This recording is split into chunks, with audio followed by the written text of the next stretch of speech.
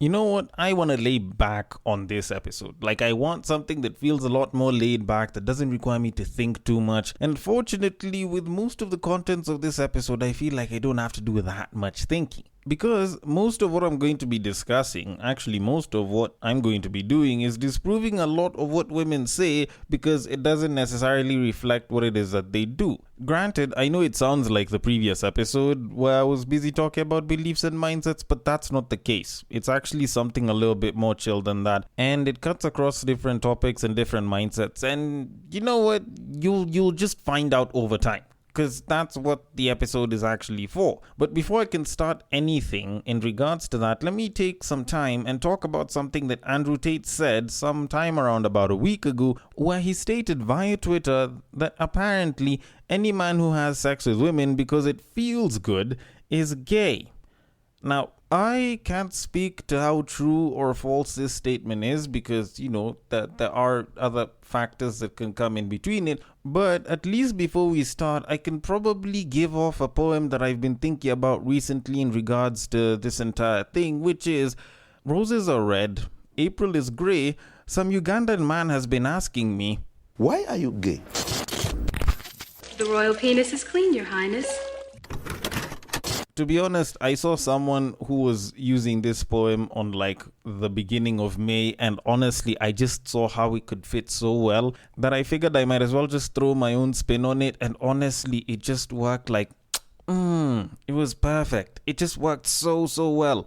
But anyways, so apparently sometime towards the end of May, Andrew Tate decided to go onto Twitter and he was busy talking about how sex is for making children. Now, he said on his tweet where I got this entire thing, and I quote, "Sex is for making children. Any man who has sex with women because it quote unquote feels good is gay. Oh, my pee feels good, this is great. In fact, if you're over 40 with less than 5 children, you're probably gay. All that feel good pee sex and hardly any genetic legacy." End quote. Okay, for anyone who isn't a Tate fan or does not follow Andrew Tate or does not have that much understanding of how Andrew Tate usually carries himself online, you'd probably think that this is true. And, the guy's probably saying this and it's something that a bunch of other guys will get to, and now it's going to cause a bunch of men to suddenly feel like having sex for the sake of enjoyment and enjoying the experience is such a bad thing. Which actually isn't the case. I think most people that know Andrew Tate, most people that know of Andrew Tate, probably know that the guy is trolling with this, and there's nothing too serious to it. Like, this is the same exact person that was busy trying to give guys an option between choosing a woman with a dick or a guy with like a beard and everything, but he has a vagina and you have to fuck one of them. And he was busy talking about the chick with a dick, being a gay option, but, the other one wasn't even a straight option either. Like, the guy makes comments all the time and he calls certain shit gay, and I think for the most part, it's just the comedy of it. Don't take it too seriously because, let's be honest, there's a lot of shit that Andrew Tate posts up online that is not supposed to be serious.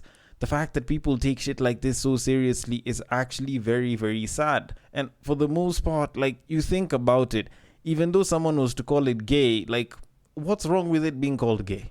Technically, gay is also a synonym for happy. So, you could just replace the term gay over here with happy.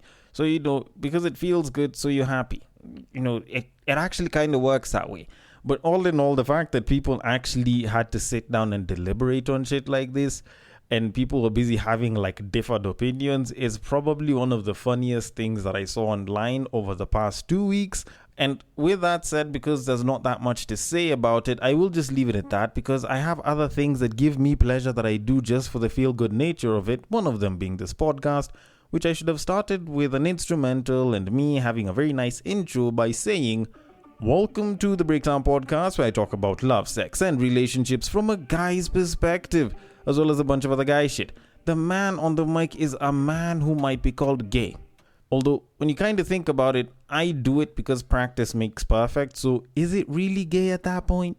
He is a man who believes that astrology should have been the study of ass. It is none other than your tall, dark, and mildly handsome man, Sir Denver B. This episode is started with a joke, and you know what? I like how laid back it is because honestly, I feel like I've been so serious over the past couple of episodes, and I've pointed out a lot of serious shit over the past couple of episodes, that I think we all deserve a moment to just take a chill pill and just lay back a little bit. Because honestly, like, you can't be serious all the time. Also, this is episode 495, so I have 5 more episodes to episode 500, which is absolutely mad. I usually do 100 episodes special whenever I finish, a range of about 100 episodes, and this time it's no different. It's just this time it's very, very wild for me because hitting 500 episodes is absolutely crazy. But all in all, thank you so much for listening to this podcast, and I hope you listen all the way till the end because I have a bunch of things to talk about. And considering that this is a Friday episode, I usually hop onto Twitter and look at a couple of tweets and break them down a little bit. And usually you can actually submit the tweets that you'd like me to discuss, and I would be more than happy to handle them. So whether you're sending them on X, whether you're sending them on Facebook or IG, and I'll talk about that in a second. The drill on how to do it is pretty simple, almost sounds like a song, and it goes like this. You see that tweet, you like that tweet, you want us to discuss that tweet, you send that tweet. You send it to the DMs of @BagakaTheD, which happens to be my personal X handle, and I will take it from there and handle it accordingly on Facebook and or on IG. If it happens to be a screenshot or screen grab ended up on a reel, then the place to send it to is @TheBreaktime Podcast on Facebook or @TheBreaktime_podcast on IG, and I will take it from there and I will handle it accordingly. Now, I have a couple of tweets that I need to get into, and all of them, in some way or the other, address women, but there is one that is a little bit more guy-focused, just for a bit of gender neutrality, if I can call it that. But before I can get into any of those, I first want to start by talking about a clip that I saw on IG. Now, it was from a podcast known as the Banterbox Podcast, whereby they had the influencer known as GK Nyambura on as a guest, and she was busy talking about people and appreciating certain people's professions and shit like that whenever it comes to dating them. And I sort of listened to her comments on it and I found them to be a little bit odd. Now, I am going to play the clip for you, then I'll give my thoughts on it. So, without further ado... But now, the common Kenyan will look down on like a plumber, on a trash collector, So... I feel like it's a very stupid idea that people have and a stupid mindset, especially I feel like it's especially affecting the youth. Juu tumeshaambiwa, when ni plumber, hiyo ni job inakaje, sindo? So now, even when you hang out in your friend group and then you tell them you're a plumber, they'll be like, hey. Okay, see your social class. Okay, will you date a plumber though? From the US.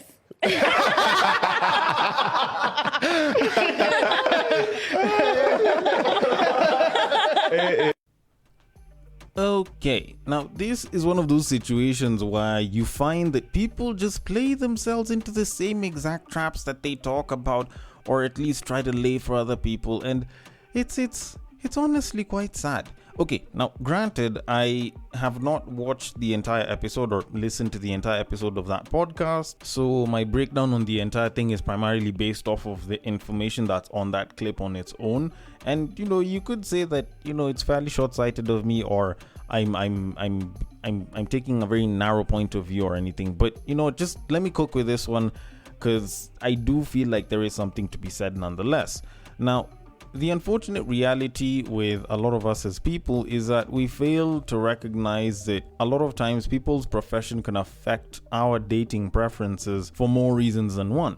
Now, the whole dating a plumber thing, like, she went for the I wouldn't mind dating a plumber if he's from the US, because she knows very well that plumbers in the US actually make really good money. Like, experienced plumbers who've been in the industry have learned the craft and they've built themselves, a pretty good like referral list and shit. Like, you find them making like in the region of 100k plus, 200k plus a year. So it does make sense for you to say you wouldn't mind dating a plumber from the US or in the US. Because at the end of the day, when you're looking at it, like, the money does seem to reign supreme. So if the guy's making good money, then great. But the unfortunate reality is most people look at tradecraft as a low income, low benefit sort of profession. And you can't really stunt on your friends and be like, oh, my boyfriend is a plumber, or my boyfriend is an electrician, or my boyfriend works in construction. And the reason behind it is, on one end there's a power side to it, and on another end there's the money side to it. Now, a lot of women in Nairobi look at tradecraft like plumbing or being an electrician as a not so high income, not very prestigious profession, so they can actually end up turning down people who are in these professions, just mostly because there is not that much income that's coming from it. And most importantly of all, there's not that much of a power dynamic where you can come up and sort of look like a dominant person, because tradecraft is essentially dirty work. If you kind of think about it fundamentally, most people look at it as fairly dirty work and it's not considered prestigious, so people don't look at it all that well. The only thing that can supersede the thought of that is if the person is making a shit ton of money, which in at least Nairobi's case, I don't think there's that many plumbers that are making hundreds of thousands or millions in a month, not unless if they're owning a company and they have a bunch of people under them. So for the most part, they'll sort of get turned down, and it's mainly because of that. It's either the power dominance bit of it or the money side of it for women. And the moment you can have one of those that seems to be doing pretty well in terms of profession, then you can probably get a massive boost up in terms of the kind of women that will want to be with you. A pretty good example of this is farming. Now, over the very recent years, farming has had this sort of resurgence in like popularity and interest because people started realizing that you can actually make a shit ton of money when you're actually a farmer. Yes, you might drive a double cab that isn't all that great looking, but you can probably buy a tractor that is the same price as like an S-Class. And that's one of those pieces of tradecraft, if you could call it that, that doesn't have like some sort of power hierarchy, but even though it is considered a quote-unquote dirty job, because of the money that's out there, it tends to supersede that entire preference issue because you're making good money, so whatever it is that you're doing, at least you're making good money out of it. And interestingly enough, guys actually do the same thing. It's just that we do it for very different reasons. Now, there's certain professions that we look at and we're like, no, I wouldn't date someone from this profession because probably she might be a hoe. So for example, people will look at flight attendants, people will look at nurses, and they'll automatically start to think that this babe is most likely a hoe because probably she moves around, or just the sort of perception that's out there because of such professions. So all in all, what I am saying is your profession can affect who it is that you date or who it is that wants to date you. And for the most part, provided that you carry yourself with pretty good demeanor, there's a very good chance that you could supersede it, but sometimes you may need to change or move to a different field so that you can increase your chances of getting a partner. Although with that said and done, I do have a bunch of tweets that I do need to get into, so moving it to our very first tweet of this episode.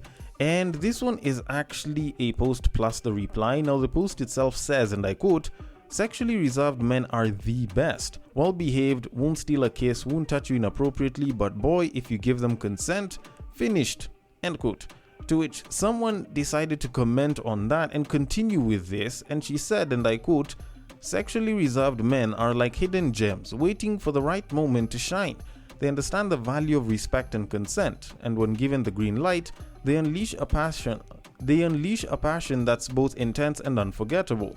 It's all about quality over quantity, and they excel in making every moment count." End quote. Now, considering that both of these were said by women, I will come out and say that this is bullshit. And I know I'm not a woman, but I am still going to stick to my guns and state that this is absolute bullshit.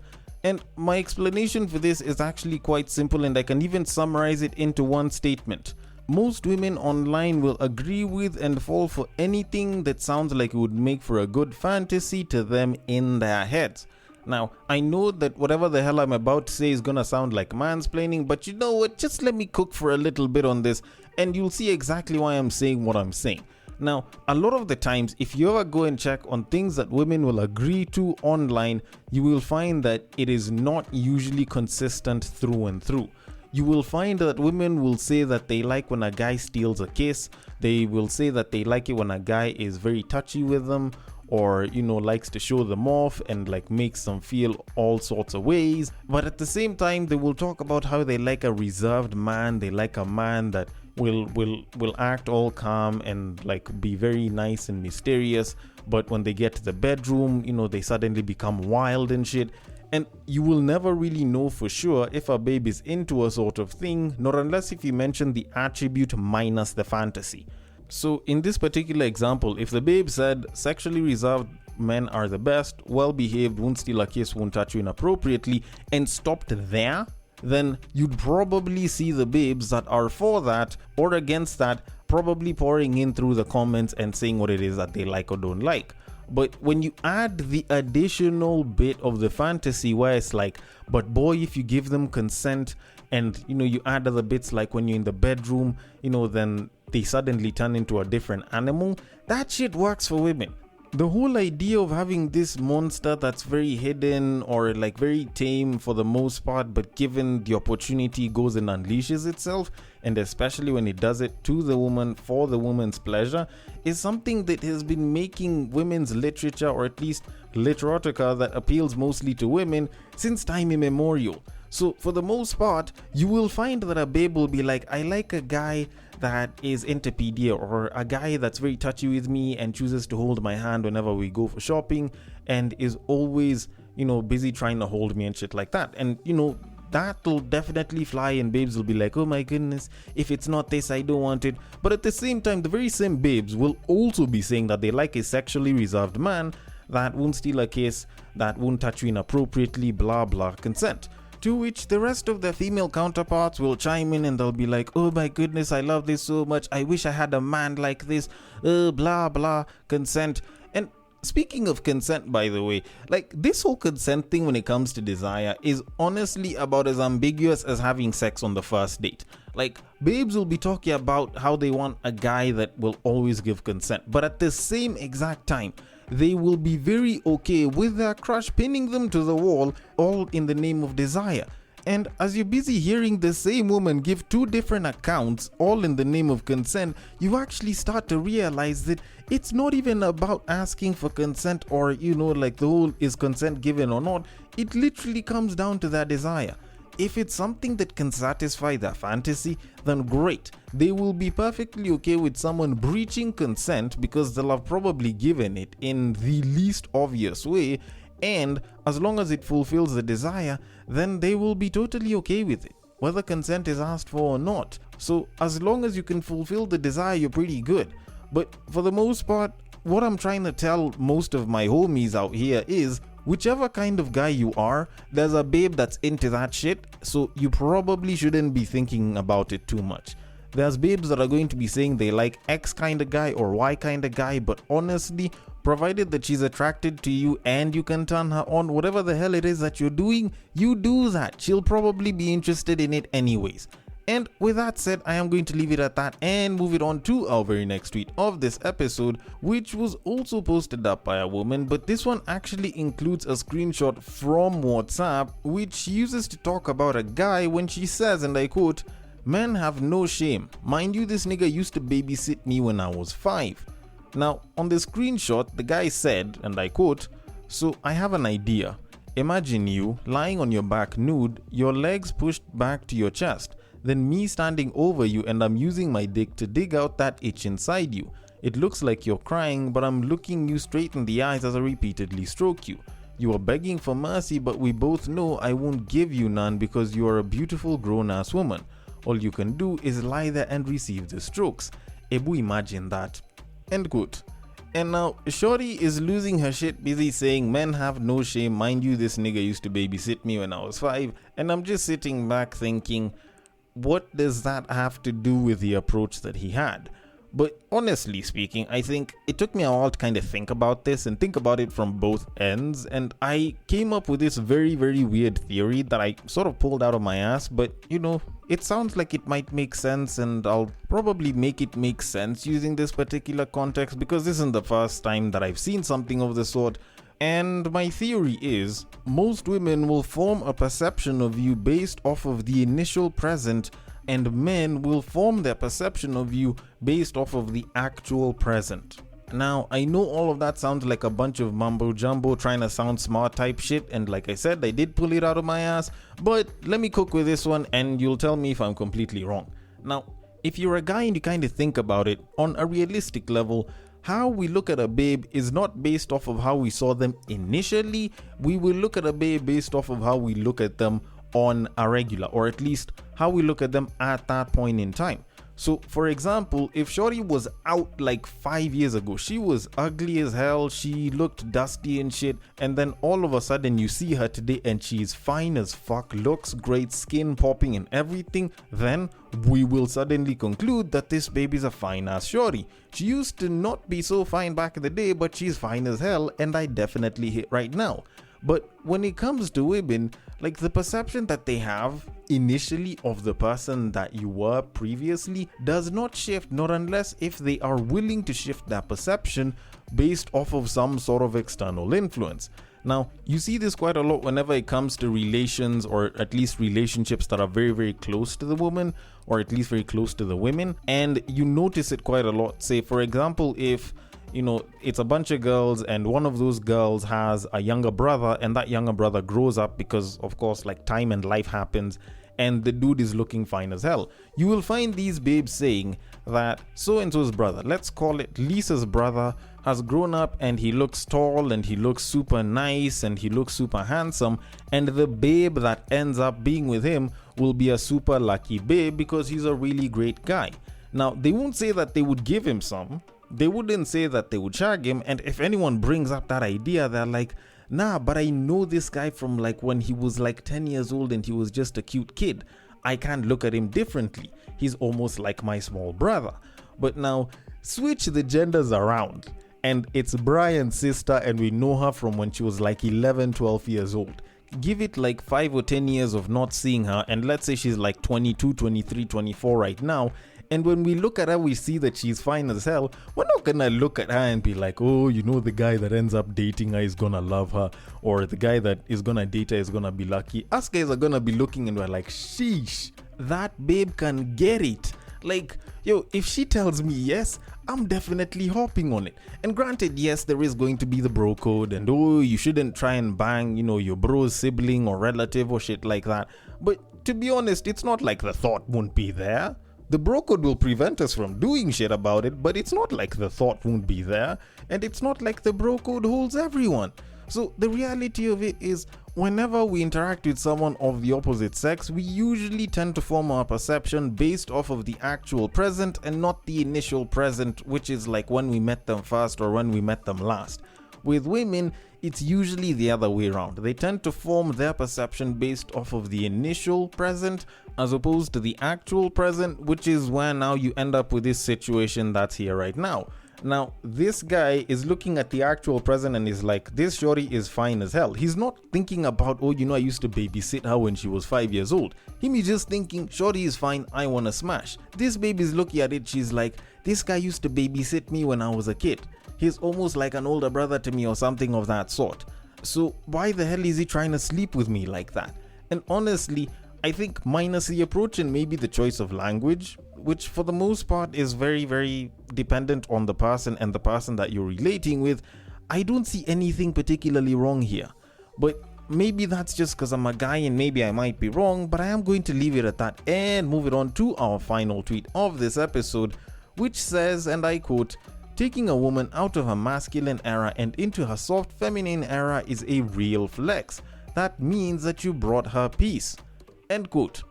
Now, this was actually written by a woman, and I can tell you for a fact that this is nothing but absolute bullshit. Now, the reason why I'm saying that this is absolute bullshit is because I have never seen, nor heard, nor even read of a guy that takes pride in taking a babe out of a more masculine sort of frame of mind into a more feminine frame of mind.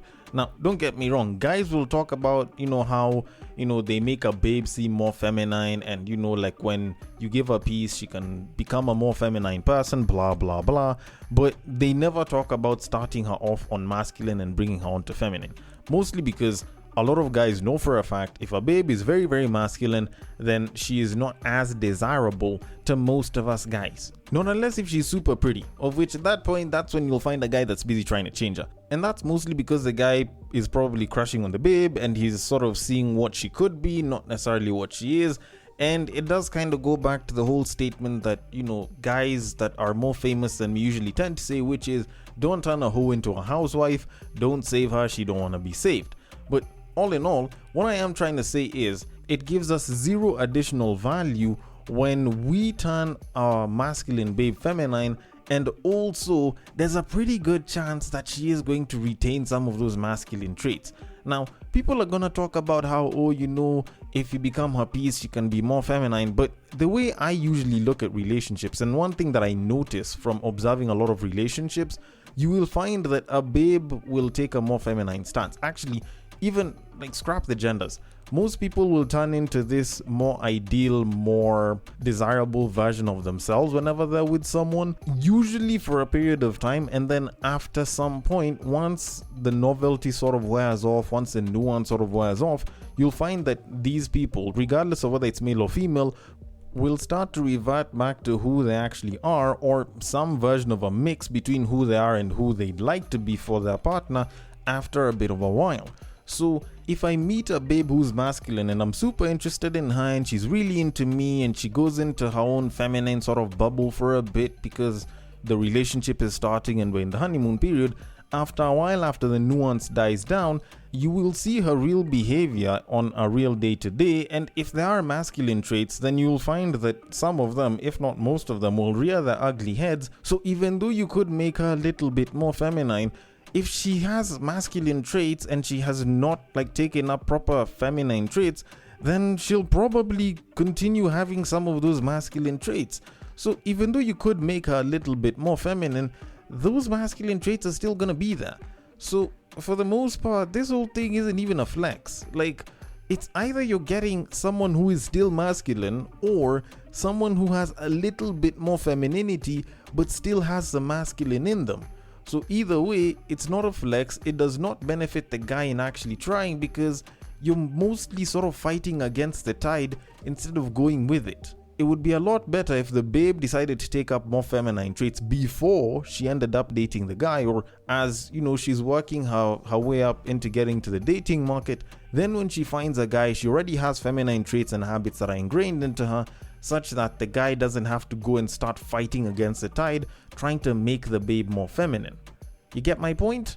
It's just a matter of the guy having less work to do, all in the name of trying to be with a particular babe. Although, then again, I could be wrong about this shit, just the same way I'm wrong about a lot of other things, so I want your thoughts on it. The DMs are open. On X, it is at @BagakaTheD. On Facebook, it is at The Breaktime Podcast. And on IG, it is at The Breaktime_podcast. Thank you so much for listening all the way till the end, and I will catch you guys on the next break. But what I believe is that if you put a pastor and a prostitute in one room, one is likely to convert the other.